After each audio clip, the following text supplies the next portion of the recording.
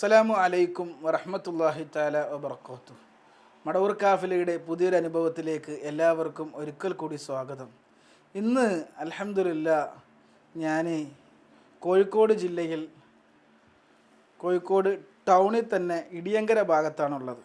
ഇന്ന് നമ്മളോടൊപ്പം സംസാരിക്കാനുള്ളത് CM വലിയുള്ളാഹി ഹയാത്ത് കാലത്ത് ഒരുപാട് തവണ കാണാനും ബന്ധപ്പെടാനും അതുപോലെ തന്നെ ഷെയ്ഖുനയുമായി ഒരുപാട് അനുഭവങ്ങൾ പങ്കുവെക്കാനുമുള്ള കുഞ്ഞുസ്താദ് എന്നറിയപ്പെടുന്ന അബ്ദുൽ ഖാദർ മുസ്ലിയാരുടെ അടുത്താണ്.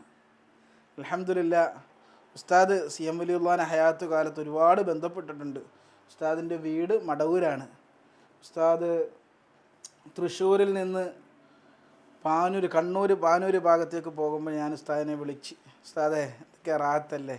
ഉസ്താദ് പറഞ്ഞു, കുട്ടിയെ ഞാൻ തലശ്ശേരിക്ക് പോവാണ്, അപ്പോൾ പാനൂർ മൂസ ഉസ്താദിൻ്റെ ഉറൂസിന് പോയി സംബന്ധമായൊരു വിഷയമായിട്ട് പോവുകയാണെന്ന് പറഞ്ഞപ്പോൾ ഞാൻ പറഞ്ഞു, ഉസ്താദ് ഇന്നണക്ക് ഉസ്താദിനെ ഒന്ന് കിട്ടിയാൽ കൊള്ളായിരുന്നു, ഷെയ്ഖുനയുമായിട്ടുള്ള അനുഭവങ്ങൾ.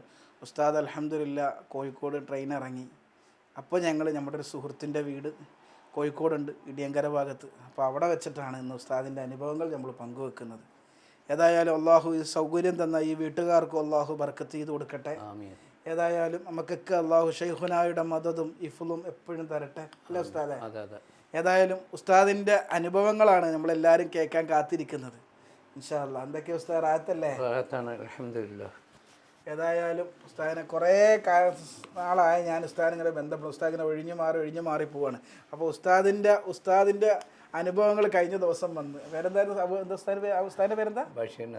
അല്ല, മറ്റേ ഉസ്താദിൻ്റെ അബ്ദുക്കുഞ്ഞ് ഉസ്താദിൻ്റെ അനുഭവങ്ങൾ വന്നപ്പോൾ പറഞ്ഞു എൻ്റെ ഉസ്താദാണെന്ന്. അപ്പോൾ ഞാൻ പറഞ്ഞു, ഉസ്താദിൻ്റെ ഉസ്താദ് അടക്കം മടവൂർ കാഫിലയിൽ സംസാരിച്ചിട്ടുണ്ടല്ലോ, അപ്പോൾ ഇനി എന്തായാലും നിങ്ങൾ സംസാരിക്കണമെന്ന് പറഞ്ഞപ്പം ഉസ്താദിന് ഈ ക്യാമറ ഇതിനോടൊന്നും താല്പര്യമില്ലാത്ത ഒരാളാണ്. ഏതായാലും ഷെയ്ഖുനായുടെ ജീവിതം അത് ഞാൻ പറയാം എന്ന് പറഞ്ഞിട്ട് ഉസ്താദ് ഏതായാലും സന്തോഷത്തോടെ നമ്മുടെ ഒപ്പം ഉണ്ട്. എന്തൊക്കെ റാഹത്തല്ലേ? അൽഹംദുലില്ലാ. ഉസ്താദ് CM വലിയുള്ളാഹിയെ ഹയാത്ത് കാലത്ത് ഷെയ്ഖുനായ ഹയാത്ത് കാലത്ത് ബന്ധപ്പെട്ടത് തൃശ്ശൂർ ജില്ലയിലെ കൂരിക്കുഴി എന്ന് പറയുന്ന സ്ഥലത്ത് തിണ്ടിക്കൽ അഹമ്മദ് മുസ്ലിയാർ, മൂപ്പര് ഷേഖ് കമാലുദ്ദീൻ ഉമറുൽ ഖാദിരിയുടെ മുരീദും ശിഷ്യനും കൂടിയാണ്. അദ്ദേഹത്തിൻ്റെ വീട്ടിൽ മഹാനായ ഷേഖുന വന്നു. ഞാൻ അവിടെ പോയി. അന്ന് ഞാൻ ഷേഖുന ആദ്യത്തെ കാഴ്ചയിൽ തന്നെ എന്നെ വല്ലാതെ ആകർഷിച്ചു, ഷേഖുനയിൽ ലയിച്ചു. അതിനുശേഷം ഷേഖുനനെ പിന്തുടർന്ന് പലവട്ടവും ഞാൻ കാണുകയുണ്ടായി. ഓരോ കാഴ്ചയിലും അനവധി അനുഭവങ്ങളാണ് ഉണ്ടായത്. അന്ന് ഷേഖുന പറഞ്ഞതൊക്കെ ഇന്ന് എൻ്റെ ജീവിതത്തിൽ പുലർന്നു. അന്ന് ആദ്യമായി കാണുന്നത് കൂരിക്കുഴിയിൽ ഒരു വീട്ടിൽ ഷേഖുന തട്ടിൻ്റെ മുകളിൽ കിടക്കുകയാണ്. അപ്പോൾ വെള്ളം തിളച്ച വെള്ളത്തിൽ കുളിക്കുന്ന സമയമാണ്. അപ്പോൾ എന്നോട് ആ ഉസ്താദ് പറഞ്ഞ്, മോനെ ആ വെള്ളം ഒന്ന് ചൂടാറ്റി കൊടുക്കാൻ.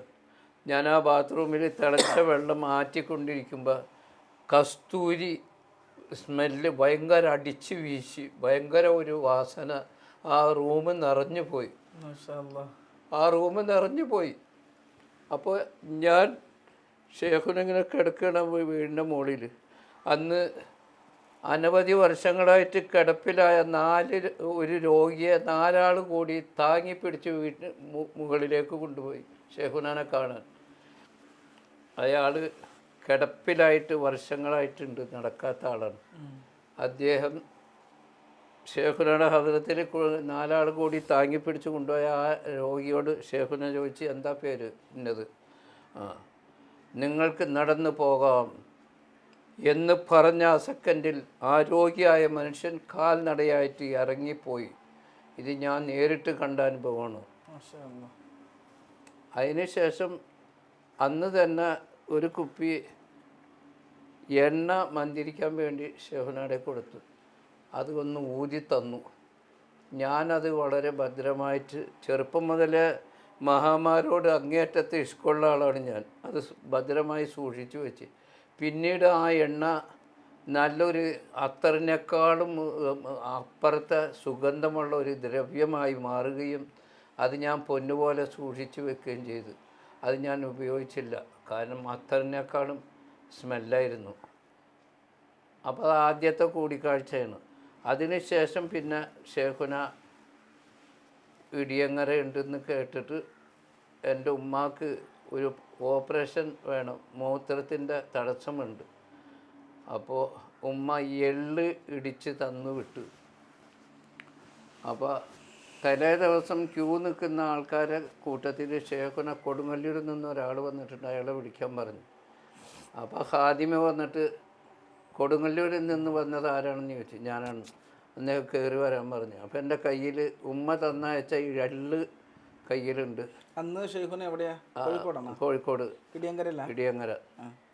അങ്ങനെ മോളിൽ കയറി ചെന്നു. എന്താ പേര്? അബ്ദുൽ ഖാദർ. എവിടെ നിന്ന് വരുന്നു? ഞാൻ കൊടുങ്ങല്ലൂരിൽ നിന്ന്. അതെന്താ അത്? അത് ഉമ്മ തന്നയച്ചത്. അതിങ്ങോട്ടെടുക്കൂ, എൻ്റെ വായയിൽ വെച്ച് തരൂ എന്ന് ഷേഖുന പറയുകയും ഞാൻ എൻ്റെ കൈ കൊണ്ട് എടുത്ത് ഷേഖുനയുടെ വായയിൽ വെച്ച് കൊടുത്തു. അത് കഴിച്ചു. എന്താ വന്ന കാര്യം? ഉമ്മാക്ക് അസുഖമാണ്.